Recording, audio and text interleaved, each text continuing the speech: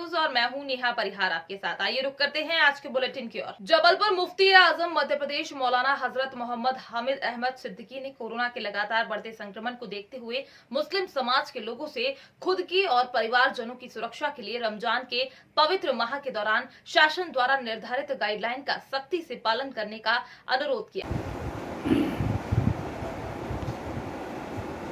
नहमदुहु व नुसल्ली अला रसूलिहिल करीम। बिरादरान इस्लाम, अस्सलामु अलैकुम व रहमतुल्लाहि व बरकातुहू। रमज़ानुल मुबारक के आपको मैं मुबारकबाद देता हूँ रमज़ान की आमद की। कल इंशाअल्लाह ताला हमारा पहला रोज़ा होगा। हस्ब मामूल कलेक्टर साहब, एसपी साहब तशरीफ़ लाए और हुकूमत की गाइडलाइन के बारे में मुझे बताया। गाइडलाइन आपकी नज़रों से भी गुजरी होगी। पिछले साल भी कुछ हिदायत मैंने इस सिलसिले में दी थी और इस साल पिछले साल के मुकाबले में हालात कुछ ज़्यादा ही ख़राब हैं, जैसा मुझे बताया गया। आपके इल्म में भी होगा। हज़रात, हमको हुकूमत की गाइडलाइन पर ही चलना बेहतर है। हुकूमत की गाइडलाइन इस मौके पर रमज़ान के पहले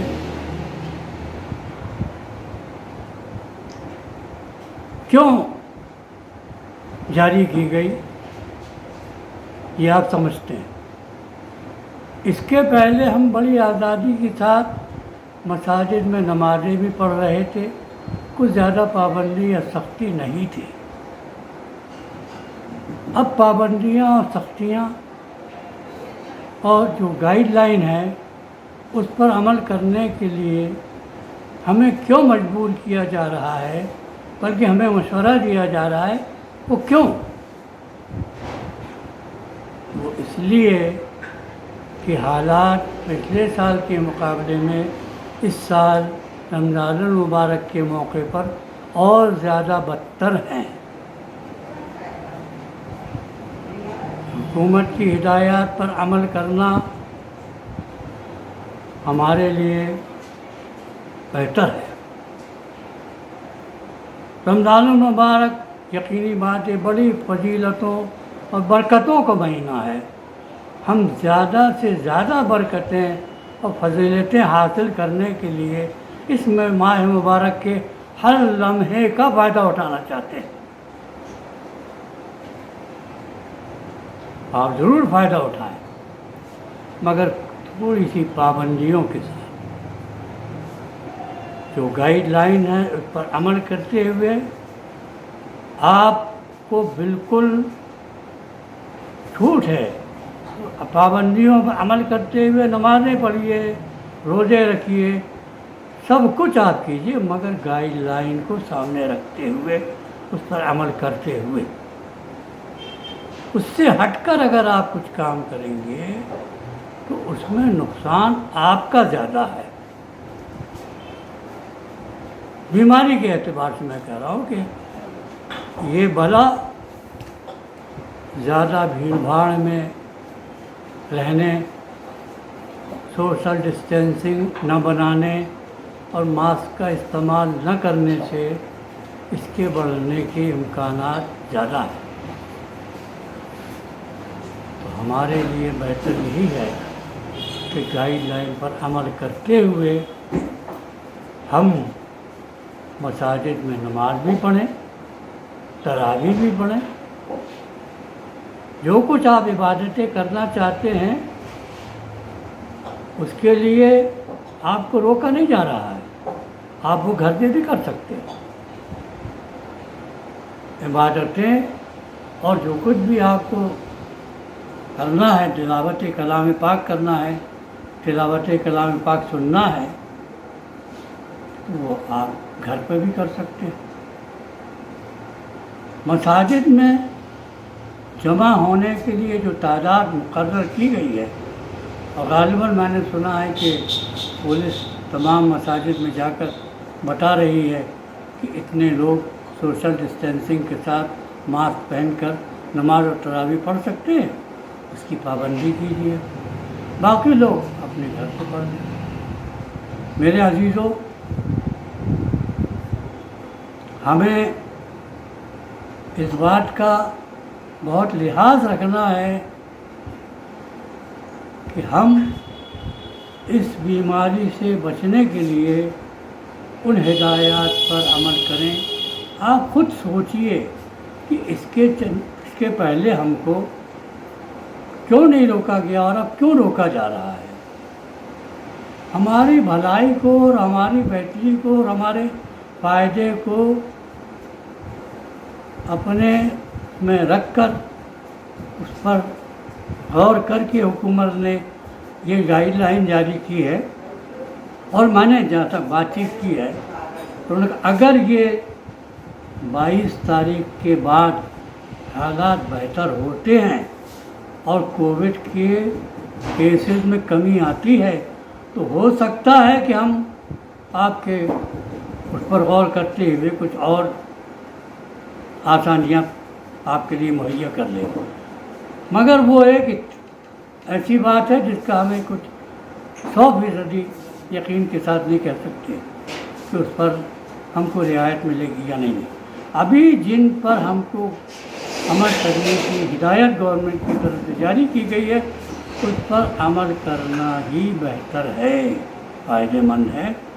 मेरी दुआ है कि अल्लाह ताला आप जो कुछ भी उसकी बारगाह में इल्तिजाएं पेश करें वो कबूल फरमाए। अल्लाह ताला आपकी इबादतों को कबूल फरमाए, नवाफिल को, सुन्नतों को कबूल फरमाए, और जो कुछ भी आप इस सिलसिले में रमज़ान मुबारक के मौके पर जो कुछ भी आप इबादतें करें अल्लाह ताला अपनी बारगाह में उनको कबूल फरमाए। और आप जो दुआएं करें इस खाकसार को भी अपनी दुआओं में याद रख लें। और मैं यही कहना चाहता हूँ, हर एतबार से गाइडलाइन पर अमल करना ही हमारे हक़ में बेहतर है। इन अल्फाज के साथ अल्लाह ताला आपको सलामत रखे, अल्लाह ताला आपकी इबादतों को कबूल फरमाए, मुझे भी अपनी दुआओं में याद कर लें। अस्सलाम वालेकुम वरहमतुल्लाहि वबरकातुहू। सतना जिले में आग लगने के कारण अलग अलग स्थानों पर कई किसानों के गेहूं की फसल जलकर नष्ट हो गई, जिसके कारण किसानों की लाखों रुपए की फसल जलकर खाक हो गई। गेहूं की कटाई के दौरान हार्वेस्टर मशीन से उठी चिंगारी से मशीन समेत फसल भी जल गई। बताया जा रहा है कि उचेहरा जनपद के अटरा गांव में हार्वेस्टर से गेहूं की कटाई चल रही थी। इसी दौरान मशीन से निकली चिंगारी से हार्वेस्टर मशीन सहित फसल में आग लग गई, जिसके चलते देखते ही देखते आग ने विकराल रूप धारण कर लिया।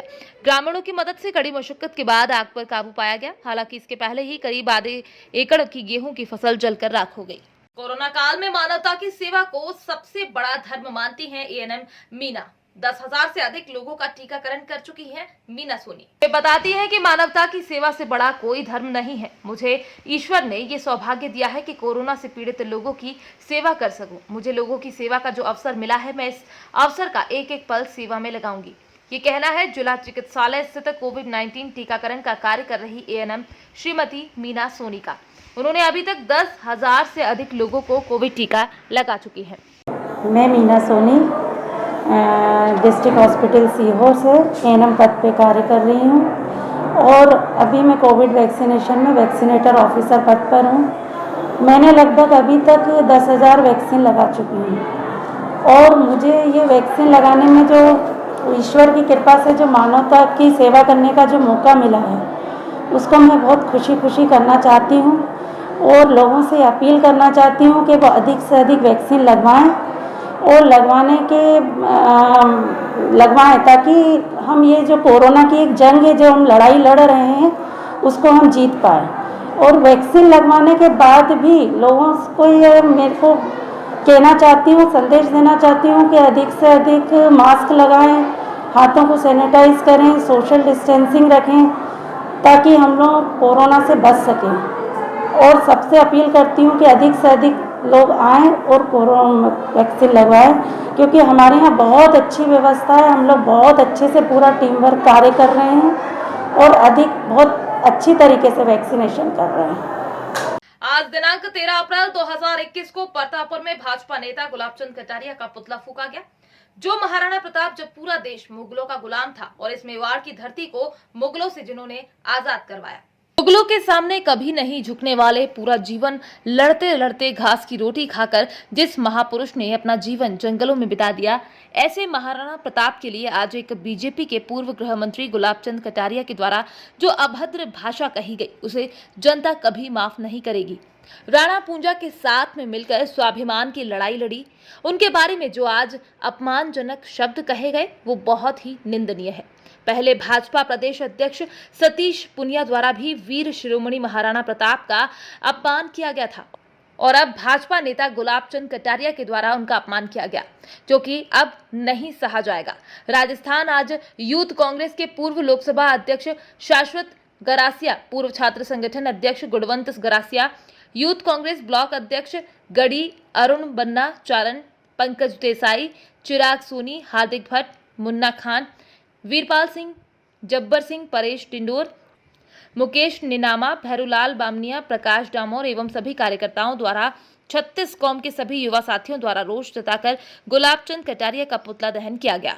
उज्जैन में लॉकडाउन के समय फैली सनसनी, जहां पर उज्जैन में संपूर्ण लॉकडाउन लगा है। वहीं होटल शांति पैलेस के पीछे पुल के नीचे गायों के खाल, हिंदू संगठन को खबर मिली कि ब्रिज के नीचे कुछ गायों के शत विशत अंग पड़े हुए हैं, जिस पर हिंदू संगठन के कुछ नेता तुरंत मौके पर पहुंचे और निलंगा थाने को भी इसकी सूचना दी गई, जिसमें हिंदूवादी संगठन के नेताओं का कहना है कि उज्जैन में लॉकडाउन के समय और आज गुड़ी पड़वा के इस पावन अवसर पर ऐसी घटना होना कहीं न कहीं हिंदू संस्कृति को ठेस पहुंचा रहा है। वहीं इसमें जो दोषी लोग हैं उन पर सख्त से सख्त कार्यवाही करने की मांग हिंदू नेताओं के द्वारा की गई। गाय की खाल मिली है, क्या कुछ मामला है, कहाँ का क्षेत्र है? जैसा कि आपको मालूम होगा कि अभी शहर के अंदर लॉकडाउन लगा हुआ है, उसके बाद भी असामाजिक तत्व जो कि शांति पैलेस के पीछे जो चिंतामन रोड जा रहा है, उसके ब्रिज पे कम से कम 20 खाल नीचे अपने नदी में फेंकी गई है, जिसमें से 4 खालें पुल पे लटका दी गई है। ऐसे असामाजिक तत्व के जो कि पुलिस प्रशासन की आड़ में काम कर रहे हैं और पुलिस प्रशासन उसमें कोई अपनी दिलचस्पी नहीं दिखा रही है, तो इसमें हिंदू समाज क्या करेगा? आज तो 9 वर्ष चालू हुआ है गुड़ी पड़वा, जो कि हिंदुओं का बहुत बड़ा त्यौहार है। उस समय आज के दिन आज गायों का खाल मिलना क्या अच्छी बात है? इसका बजरंग दल घोर विरोध करता है। आपका एफआईआर दर्ज करवा रहे हैं? एफआईआर दर्ज अभी नानाखेड़ा थाने पे दर्ज कराने जा रहे हैं। आपका नाम है? पिंटू कौशल, बजरंग दल जिला सह संयोजक। कोरबा लॉकडाउन पर पालन कराने के लिए कलेक्टर सड़कों पर उतर गई और नियम के उल्लंघन करने पर कुमार पेट्रोल पंप 3 दिनों के लिए सील कर दिया। कोरबा जिले में सोमवार 3 बजे से लगे पूर्ण लॉकडाउन का पालन करवाने प्रशासन के अधिकारी कर्मचारी डटे हुए हैं। मंगलवार सुबह से ही अधिकारी सड़क पर उतरकर स्थिति का जायजा लेते रहे। कलेक्टर किरण कौशल भी शहर के भ्रमण पर निकली और लॉकडाउन की जानकारी ली। इस दौरान बेवजह घूमने वालों की फटकार भी लगाई। निहारिका में संचालित कुमार पेट्रोल पंप में नियमों के विपरीत लोगों को पेट्रोल दिया जा रहा था। इस पर कलेक्टर श्रीमती किरण कौशल ने मौके पर पहुंचकर पेट्रोल पंप को सील कर दिया। अब 3 दिनों बाद ही पेट्रोल पंप खुलेगा। कलेक्टर की इस कार्यवाही से स्पष्ट हो गया है कि नियमों का उल्लंघन करने वालों पर कड़ी कार्यवाही की जाएगी।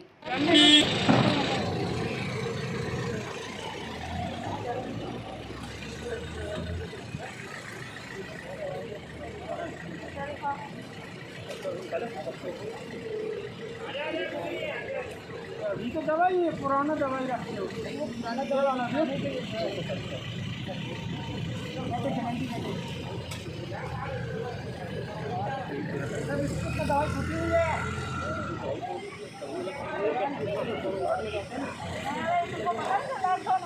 अज्ञात कारणों से लगी आग ने 7 घर की गृहस्थी को जलाकर खाक कर दिया। आग की चपेट में आए प्रत्येक घर से लाखों की गृहस्थी जलकर खाक हो गई। वहीं 2 व्यक्ति झुलस गए और एक का जिला अस्पताल में इलाज चल रहा है। बताते चले कि बीते सोमवार को लगभग दोपहर 2 बजे जनपद सुल्तानपुर की तहसील बल्दी राय क्षेत्र अंतर्गत ग्राम पंचायत हन्ना हरोरा पूरे विश्रिया का पूर्वा में अज्ञात कारणों से आग लग गई। आग इस कदर लगी कि 2 फायर ब्रिगेड की गाड़ियां लगी, तब कहीं जाकर आग पर काबू पाया जा सका। लेकिन तब तक कमलेश मिश्रा पुत्र रामाश्रय, माता प्रसाद मिश्रा पुत्र रामराज मिश्रा, ललन दीपू, आशीष, चंद्र प्रकाश, पवन, लवकुश पुत्र गणवंश राज तथा राम तीरथ पुत्र सरजू प्रसाद व सुनीला पत्नी स्वर्गीय अशोक कुमार तिवारी समेत 7 परिवारों की गृहस्थी जलकर राख हो गई। नमस्कार, न्यूज़ 24 में आपका स्वागत है।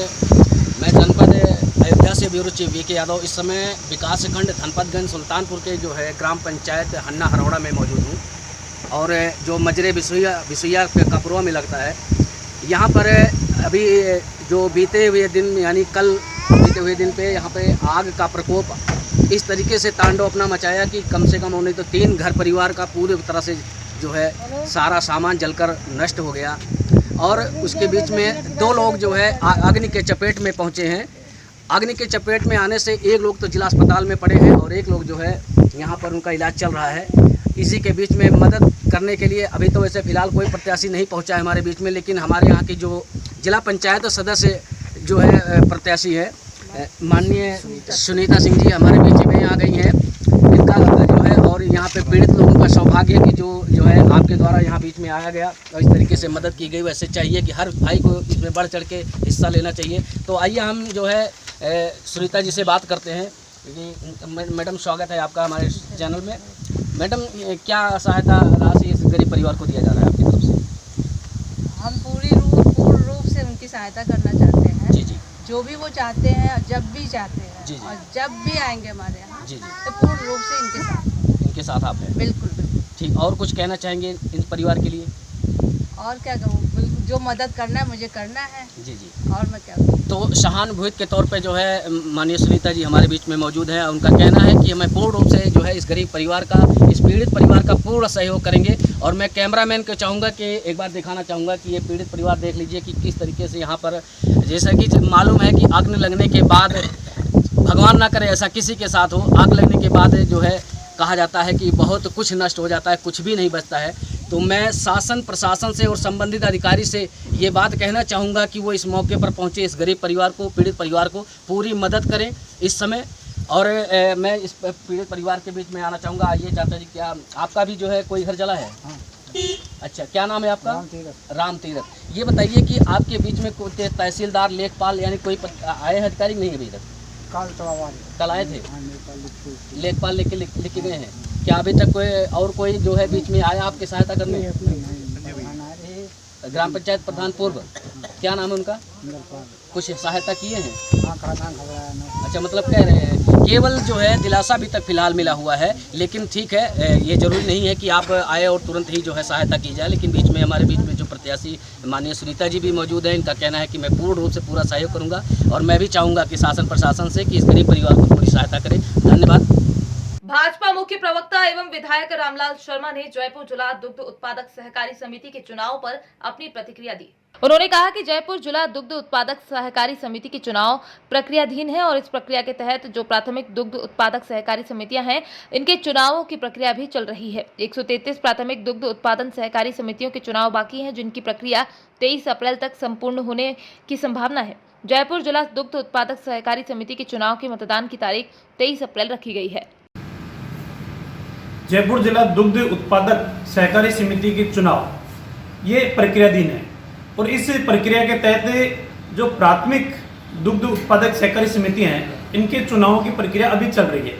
133 जो प्राथमिक दुग्ध उत्पादक सहकारी समितियों के चुनाव बाकी हैं और वो प्रक्रियाधीन है और उनकी प्रक्रिया 23 तारीख तक संपन्न होने की संभावना है। मतदान की तारीख 23 अप्रैल रखी गई है।